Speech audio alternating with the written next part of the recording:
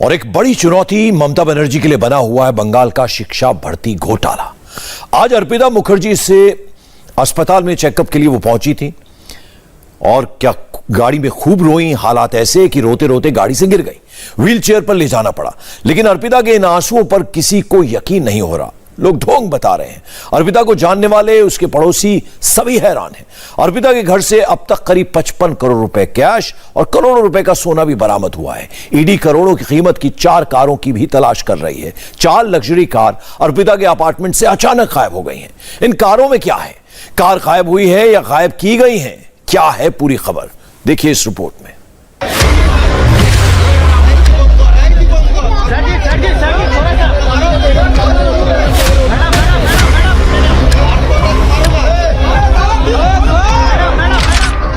ED का जब शिकंजा कसा तो कैश लोक वाली क्वीन अर्पिता आंसुओं से जार जार होने लगी।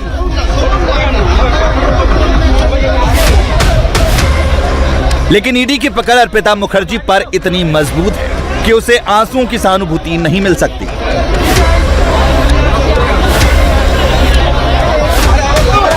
मेडिकल चेकअप पर आते जाते वक्त अर्पिता भले ही आंसू बहा रही हैं। अर्पिता मुखर्जी के घर से जो काली कमाई वाले पैसों की बारिश हो रही है, उससे उनके आंसू नहीं धुल सकते।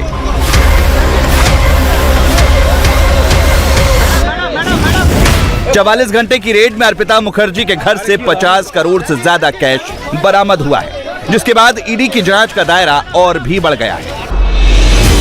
अर्पिता मुखर्जी ही वो सीढ़ी हैं जिसके जरिए ईडी पार्थ चटर्जी पर शिकंजा कस रही है।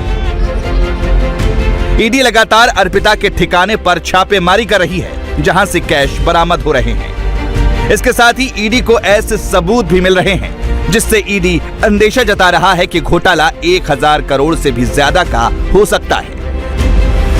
ईडी अंदेशा जता रही है कि घोटाले के तार कई लोगों से जुड़े हो सकते हैं, क्योंकि ईडी ने जब रेड की थी तो एक मर्सिडीज बरामद हुई थी, लेकिन ईडी को उन 4 गाड़ियों की तलाश है जो अर्पिता के घर से गायब है। Audi A4 number WB02AB9561, Honda city number WB06T6000, Honda CRV number WB06T6001, Mercedes Benz number WB02AE2232। ED को अर्पिता की इन कारों की तलाश है। बताया जा रहा है कि ईडी को शक है कि इन कारों में कैश हो सकता है। 4 कारें डायमंड सिटी फ्लैट से गायब हुई हैं। ईडी के सूत्रों का कहना है कि अर्पिता की 4 लग्जरी गाड़ियों को अभी तक बरामद नहीं किया जा सका है। ईडी को शक है कि इन लग्जरी गाड़ियों में भारी संख्या में कैश था, लेकिन जब अर्पिता के ठिकानों पर रेड्स की जाती है तो एकाएक इन गाड़ियों को गायब कर दिया जाता है। अब पार्थ चटर्जी और अर्पिता दोनों ईडी की रिमांड पर है और इन गाड़ियों की बरामदगी को लेकर दोनों से लगातार पूछताछ की जा रही है। वहीं ईडी अर्पिता के फ्लैट के आसपास लगे सीसीटीवी फुटेज को भी लगातार खंगाल रही है। अर्पिता मुखर्जी पर ईडी का शिकंजा लगातार कस रहा है। ईडी की पूछताछ में अर्पिता मुखर्जी ने काफी कुछ कबूल किया है। अर्पिता ने कबूल किया है कि बरामद कैश पार्थ चटर्जी का है। पूछताछ में अर्पिता ने बताया पैसा कहां से आया उन्हें नहीं पता। पार्थ के लोग पैसा रखते थे, पार्थ मुखर्जी के लोग ही ताला लगाते थे। अर्पिता ने ईडी की पूछताछ में बताया कि कमरे में मुझे जाने की इजाजत नहीं थी, मुझे नहीं पता इतना पैसा कहां से आया। मेरे फ्लैट का इस्तेमाल बैंक की तरह किया गया, मैंने पैसे का इस्तेमाल नहीं किया। पार्थ चटर्जी फ्लैट में आते रहते थे, जो भी कैश बरामद हुआ है उससे मेरा कोई संबंध नहीं है। अर्पिता ने ईडी को बताया है कि पार्थ चटर्जी हफ्ते से 10 दिन में उससे एक बार मिलने आते थे। अर्पिता के मुताबिक पार्थ चटर्जी ने उसके फ्लैट को मिनी बैंक बनाया हुआ था। पार्थ चटर्जी के लोग उसके फ्लैट में आते थे, पिछले कमरे की अलमारी में पैसा रखते थे, लॉक करते थे और निकल जाते थे।